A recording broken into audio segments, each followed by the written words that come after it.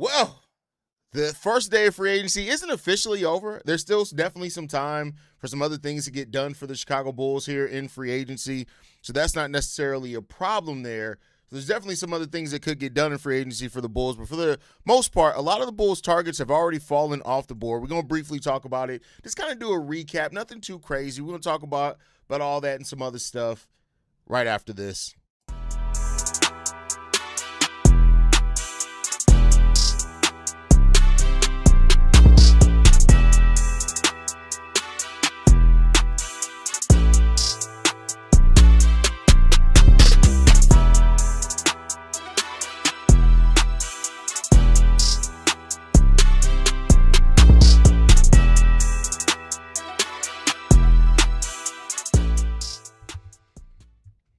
What's going on, Bulls fans? Welcome to another episode of Chicago Bulls Central, your number one spot for everything Chicago Bulls related. I'm the host there, Haize, but more importantly, you guys can follow the channel at Bulls Central Pod on every social media platform we happen to be on. With that said, let's go ahead and get into it for today, y'all. So, I want to ask y'all this, right? Like, I want to ask y'all this right now with the Chicago Bulls.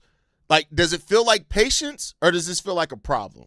I think that's the thing that you have to look at this for right now, is that you have to ask yourself that question. Is this a problem, or is this just the Bulls being patient, right? And the way that you view that could change a lot on how you feel about this, right?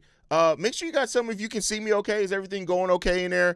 But right now, that like, just because it's been a quiet start doesn't necessarily mean that it's going to be a failure for the Chicago Bulls.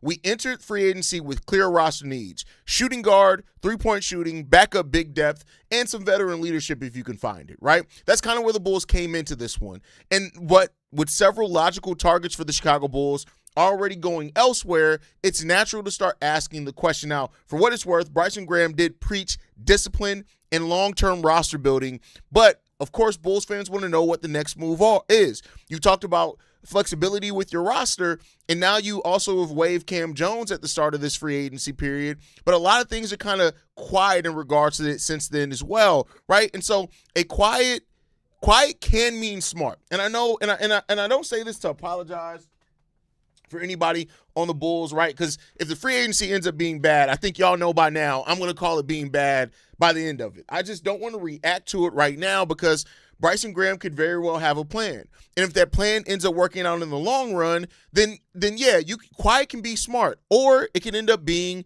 dangerous if it turns into too much passiveness. Right now, the Bulls are trying to avoid bad contracts. And I'm not going to try to paint this as all positive, but I think when you look at it, like Jock Landale, he went for $14 million a year. When I talked about Jock Landale today on my episode, and even when I looked at kind of the expectations from a lot of cap experts, nobody expected him to get double-digit million a year. Like, people looked at it from $6 to $8 million for Jock Landale coming into this. So his team overpaid him. The team that he was with overpaid him. Another player like Robert Williams. Nobody expected Robert Williams to get 3 years, $44 million, considering he hasn't played over 60 games in like 5 years, right? So if the first day of free agency comes through it when it's all said and done, and Bryson Graham got to avoid overpaying on players, then it's not bad that the first day started off quiet. But he has to pay this off with making the right moves in the long run. And as it stands right now, like, again, yes, it's quietness. And the quietness for Bulls fans has typically not rewarded us in being patient, and it has been passiveness. But when you look at some of these deals that are out there, Jock Landale returning to Atlanta on $14 million, like I said, nobody had him expected on that one. Robert Williams going back on $14.5 million per. Now, Keon Ellis was somebody that reportedly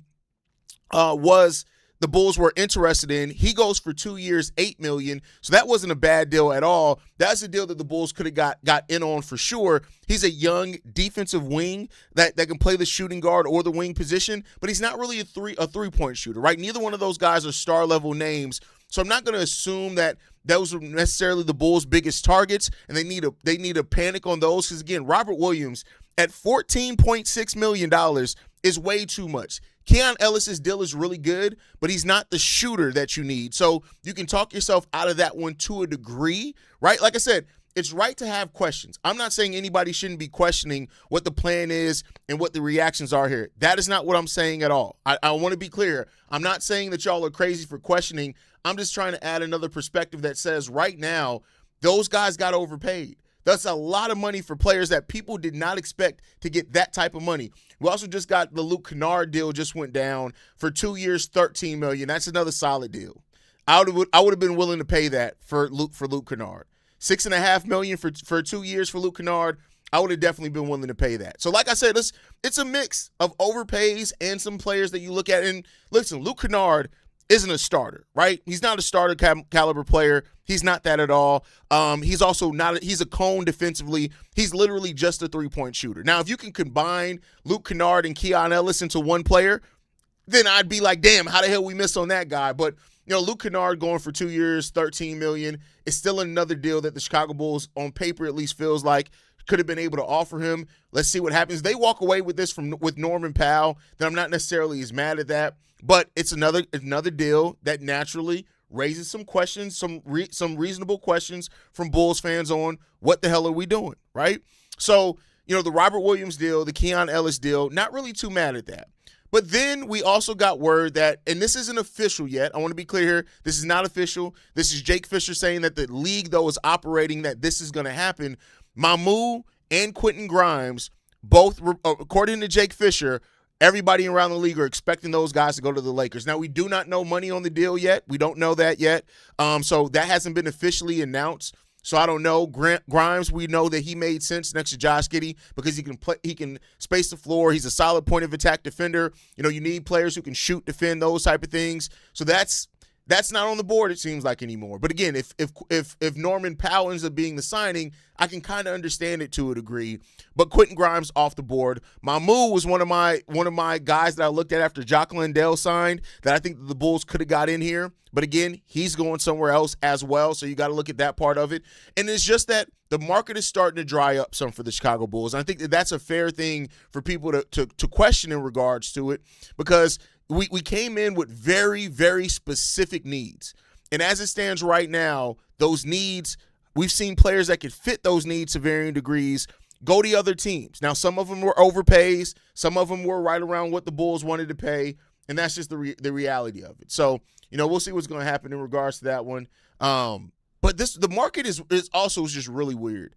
The way that some of these players are getting paid is real. Like Robert Williams getting paid what he got. Kristaps Porzingis getting paid what he got wasn't something that I expected at all either. The Magic, who just opted out of Jonathan Isaac's deal, are expected to re-sign him as well. Like, the market right now is really weird. But I think the thing that we want to ask, and the thing that I'm going to close this show out on, I'm not ending the show yet. We got a couple more minutes, but it's now, what is Bryson Graham's plan? So now people are legitimately asking, what is the plan for Bryson Graham? What are we doing next? So the path one, right? Path one, this is what the kind of things that I worked out. Path one, are we preserving cap space for trades instead of overpaying free agents? Many will remember I brought up Bryce Sensabaugh, not saying he's necessarily available, but are you going to use your cap space to go after trade targets, the Eve Missies, right? Those type of players, so that way you're not overpaying for free agents. And that's kind of the new kind of thing that, people have talked about, taking on bad money. I think taking on bad money and stacking draft picks is kind of dead this offseason, but you can go out and try to find players that are on rookie scale deals that may have fallen out of the rotation for their teams. Bryce Sensabaugh could be a guy like that. Eve Missy could be a guy like that, right? So if you're preserving your cap space to go after trade targets, if you're kind of letting the free agent market settle, and then you're going to see where teams are, where they have an overabundance, and try to go target players on rookie scale deals, cool, you can do that. Path two, wait for the second wave of free agency. Now, that's not going to be the most that's asking a lot of patience from Bulls fans, but that is definitely a possibility here, that the Bulls basically sit out the first wave of free agency and they attack the second wave of free agency a little bit more aggressively than what they have the first wave of free agency. They get all possibilities. I'm just laying them out here. The third possibility, use the cap space to absorb contracts with assets attached. Now, if you guys saw my video from a couple of days ago, I think that this has now become the more difficult path and not the as straightforward path as what it was a few years ago. I don't think that you really have the amount of deals that are just out there to go out and absorb bad money and stack really valuable draft picks what we're seeing in this free agency is that if you do absorb bad contracts, you're getting second-round picks back. So you're not getting the first, the protected first, something like that. You're getting second-round picks back. Or, again, you could try to target young players that are on deals that have kind of fallen out with their team. And then the fourth path in this one is target players who fit Tiago Splitter's system regardless of the level of play. Like, at this point, it's not there yet, but it could get to a point where the big swings are all gone off the board. And at that point, it becomes about focusing on fit. So rather than look at going for the big swing, like let's say Norman Powell signs elsewhere, you go on players that are just a fit for the system. You try to find system fits, and then that way you can help support your rookies in that way, and then you move forward with those system fits rather than getting like the big volume guys or things like that. I think those are the different routes and path that the Chicago Bulls are there. So just to kind of recap, preserve cap space and go after trade targets instead of overpaying free agents is path one. Path two, wait till the first wave of free agency is over and then attack the second wave of free agency a little bit more aggressively because those are going to be the cheaper guys. Path three, use the cap space to absorb bad contracts, stack your assets, even though it's probably going to be second-round picks. And then path four, just target players that are system fits. Don't worry about the money. You'll get to the cap floor one way or another, and just go after that. Players that make quick decisions, defense, bring some shooting, some size, and now you can combine a couple of those paths as well, but I think that's the way that you're looking at it. I think overall, the Bulls should avoid signing a player just because they missed on plan A, right? If Quentin Grimes was plan A, you don't want to just pivot and sign the next player just to do that. Like, be calculated about it. And, that's what I hope Bryson Graham does. I don't want to see panic moves. I don't want to see reactionary moves. We saw years of that under AK and Mark Eversley. I want to see it be a little bit more of a focused effort, right? So the Bulls still need shooting. That hasn't changed at all because we ain't done shit, right? So the shooting need's still there. We ain't done shit. The shooting need is still there. You got Josh Giddey. You got Caleb Wilson. You got Dalen Swain. You got Nick Claxton. You got Montes Buzelis. You need some spacing, right? So the Bulls still need to find that spacing as well. I also think this, you cannot develop players the best way if you're going into the season with cramped spacing, right? You can still develop them, and I'm not saying that development becomes completely off the board at that point, but I think you do need spacing for some of these guys to be able to develop best, right? That's why it's so important and that's why they may pivot and give a bag to Norman Powell. I don't know. We'll talk about that a little bit more on tomorrow's full daily episode. This is kind of just my reaction to day one of free agency so far, but I do think the Bulls need to target shooting one way or another, whether it's in free agency or it's trade. Another player that you can target in like a trade, a Cason Wallace, right, is another player that could be out there available in trade. So you can try to do some things like that. But should Bulls fans be worried yet? I'm gonna say no. And I'm not gonna criticize you or think you're crazy if you are worried, because I understand it. But I think the silence on day one is not a declaration of failure quite yet, right? You don't want to overpay early, and that's what some teams have done. If you objectively look around the league, and the way that some of these deals have gone down and what they were expected to sign, there are a lot of overpays right now. And I'm really taken aback by some of that, but there are a lot of overpays going on right now. By being patient, you avoid that. And if the Bulls had a more aggressive day one, you could have been suffered from some of those overpays. So I'm just saying, let's practice a little patience for now.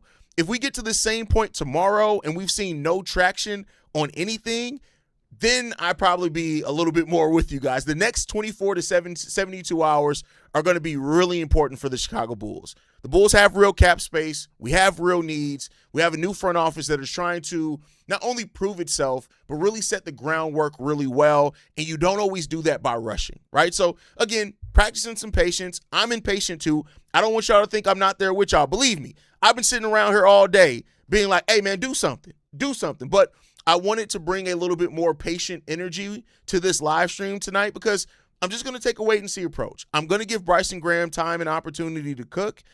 And, like I said, the next 24 hours are really important for the Chicago Bulls, and we'll see what they do over those next 24 hours. But I can't hold back my impatience a little bit more if it goes past that, right? So, I like I said, I'm right there with you. This isn't a judgment of people that are, a little impatient about it. I completely understand. I'm right there with you, and we'll see what this team is going to do with it, man. Overall, you got opportunities here. We know that. The opportunity here to do some things with, and let's see what the next step is. I think that Bryson Graham is going to be really good with it when it comes down to it.